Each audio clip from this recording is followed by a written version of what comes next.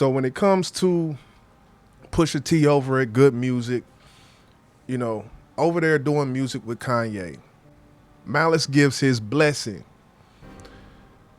It ends up coming out to Wyoming with Pusha T.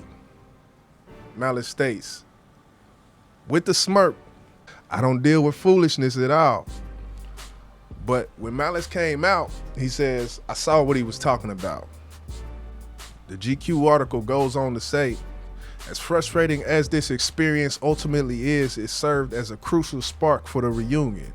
It yielded the first official new Clipse track used this gospel, but the sessions were even more fruitful than the fans realized. The brothers have revealed they wrote to the Follow God beat before Kanye snatched it back for the Jesus is King. This bitch!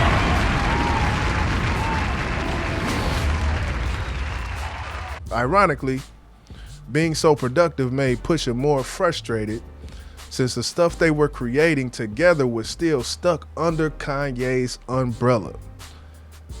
I feel like we are subtly convinced that it could happen, Push says, of their first reunion thoughts.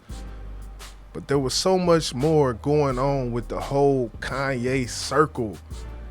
If we decided we're gonna jump into it, then we wanna be jumping into it. It wasn't progressing like that. So I think if anything, that was a stumble on just trying to make it happen and everybody not just being on the same time schedule. That was the bothersome part.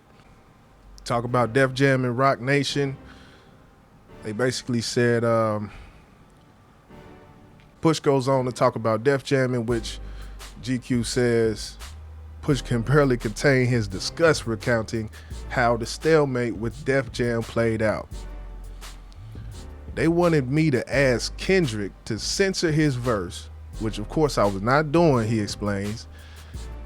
And then they wanted me to take the record off. And so after a month of not doing it, Steve Golly, the lawyer over there, was like, we'll just drop the clips.